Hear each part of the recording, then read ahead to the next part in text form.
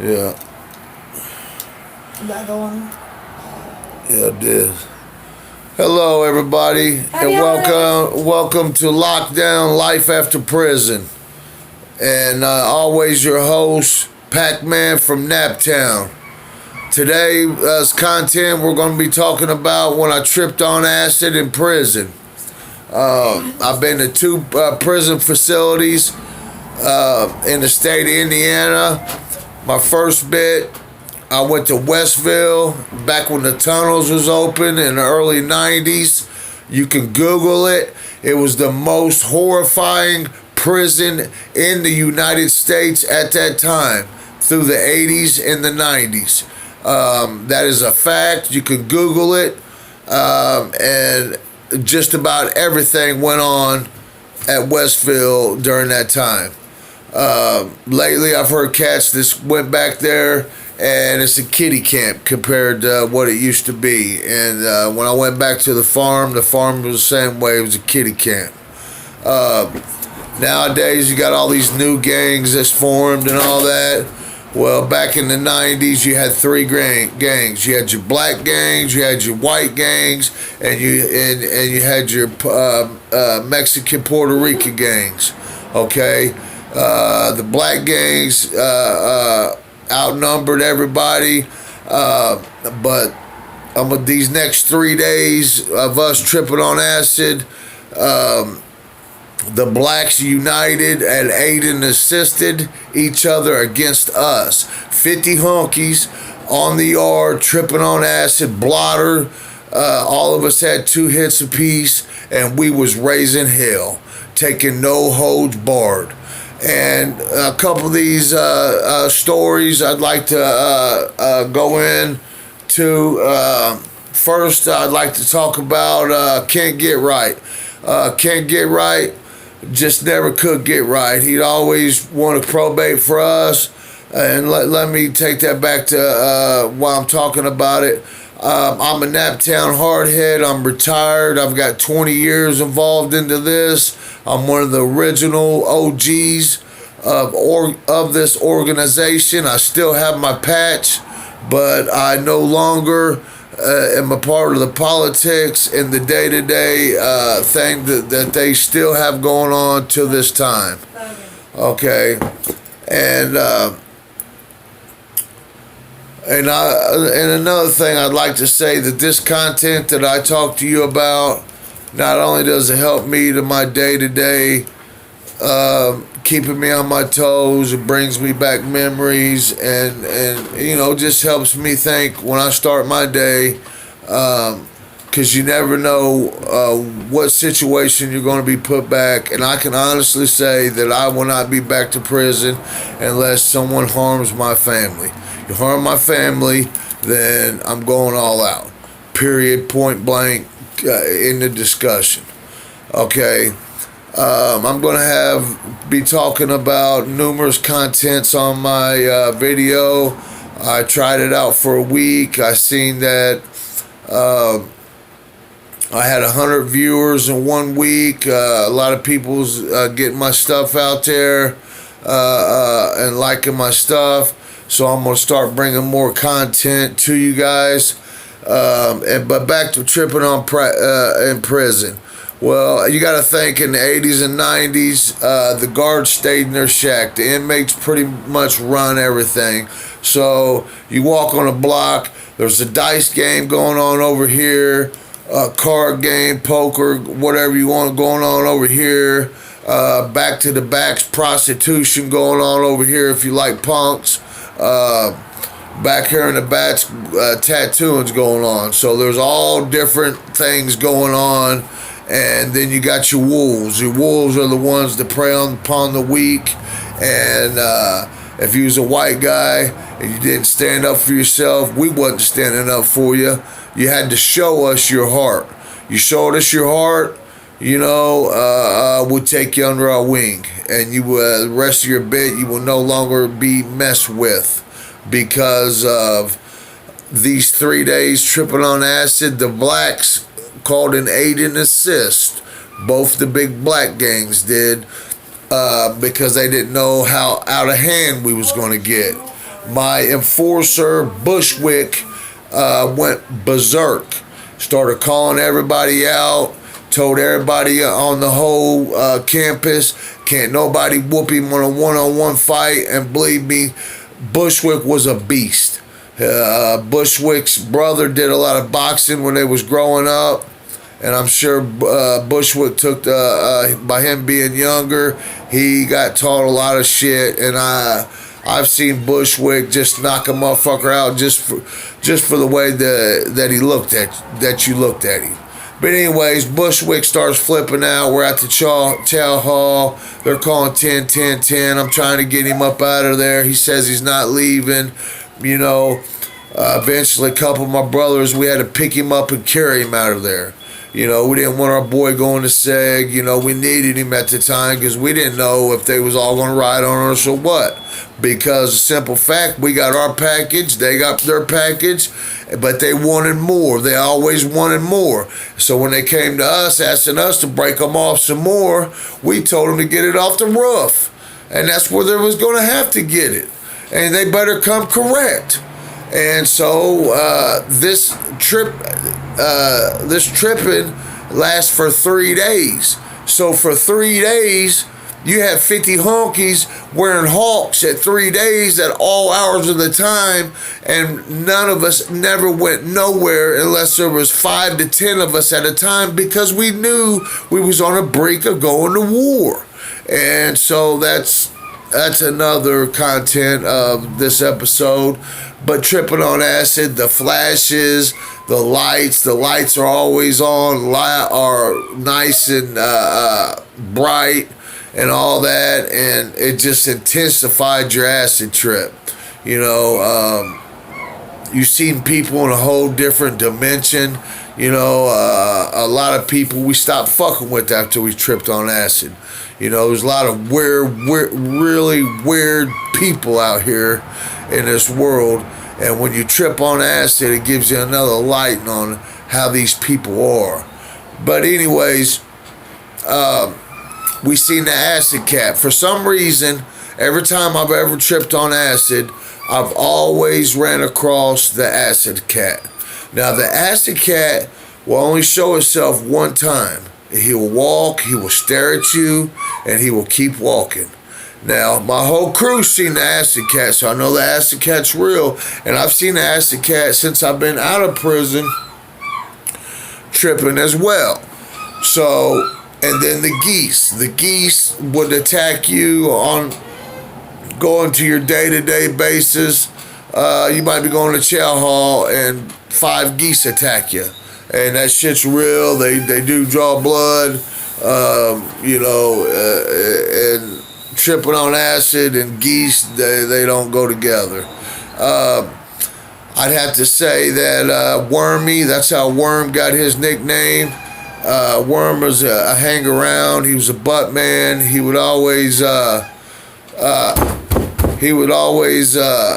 us know when the police is coming by sitting on a butt can, always looking for the police when we're running them tattoo guns. That was a part of our hustle. We had the tattoo guns. We ran them 24/7 to make money to my organization. Okay. And I'd have to say that them 3 days tripping, it was hard, intense tripping. I mean, this shit was for real. It seemed like you was on the streets. It seemed like you could just walk right through that barbed wire. The barbed wire didn't even exist. So at them 3 days, every time we went to the rec yard, all the blacks would do their little crowding around because they knew 50 honkies was tripping on acid in the middle of the rec yard, all of them with honks, ready to go at the flash of a fucking snap of a finger. And this is real life shit. I don't care what penitentiary you've been to or whatever, but the penitentiaries that I've been to, you know, there ain't no Salt Penitentiary. Westville Correctional Facility was one of the most notorious and treacherous prison that Indiana has in the Indiana prison system. So Google that. Look that up. Look up some of the things. There's been deaths, killings, rapes, all that fucking shit going on in Westville. It's like an all-out crap game. All-out street vengeance war. I mean, nowadays I heard cats coming back and they call it a kiddie camp. You know, they took all the level 4s and 5s out of there and made it a level 2. So I'm not for sure about that exactly. But back then it was a level 3, 4, and 5. And it was straight up off the chain. So with this, I'm going to end with saying that tripping on acid was very intense. It didn't seem real. It brought back a lot of my personal things, vendettas about being on the streets. It made you think about your loved ones. A lot of people just couldn't hack, tripping. And motherfuckers we'd have to red tape them. And when I call red tape them, that means we taped their mouth shut on the rec yard, and we was tired to hear their gibberish. And sent them over in the hot sun and let them bake for a little bit and let them come out of it. But we had to do that on several occasions. And also, what I'd like to let you know is I'll be doing some tattooing today. My wife wants some tattoo work done. I've got a professional gun. I've got all my hookups and everything. I'm pretty good. What I'm going to do is I'm going to put a lot of color in my tattoos. I've got some color as it is, but I'm half sleeved over here, and I'm going to put some colors in my work along with doing the tattoo. So that's for the agenda today, and I got some good feedback. Like I said, sorry it's been a week since I broadcasted my content, but I got some good feedback, and I would like to appreciate the people that took the time to listen to what I have to say. I'm hoping that someone could take something from this, some of the things that I say, because everything I say is real. I might not be able to pronounce them like Howard Stern and talk on the radio channel like all that, but sometimes my words come out a little differently. But all in all, I think I have a good thing on me as far as talking about certain things, and like I said, this also helps me to my day-to-day, preparing my day, knowing in the back of my head that I can go out and catch a case at any time. I'm currently on house arrest. I get off house arrest in March. We're making big plans to go to Myrtle Beach at the end of March. I'll know the exact days. It'll be in my next content. But if anybody's in the Myrtle Beach area, one of the persons I'd like to get down and see, Death. Death, I have much respect for your channel. You are one of the ones who inspired me to try to get my stuff out there and try to get my stuff heard. So a salute to you and yours and your family. So with this, I would like to end with saying that please don't forget to hit that like and subscribe button, and to all of those who are interested in jumping on my ship. Like I said, there's going to be contests, there's going to be giveaways. I'm trying to hit the 100,000 mark. That's my goal.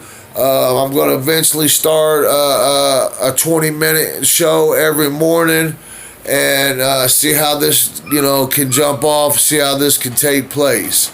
I think the world needs to know about certain situations, people preparing themselves to go to prison, people getting out of prison, just want to reminisce or whatever. But I think all this is very important, and I think that it's great that people are wanting to hear this type of things, because I'm going to always keep it to you 100, kick it to you 100. And if you know anybody that's been in Westville from 93 to 97 and ask about Pacman, there's only one Pacman, the white Pacman, and that's my credentials. My credentials are right here. I've been there. I've done that. I've carried shanks. I've seen motherfuckers get killed.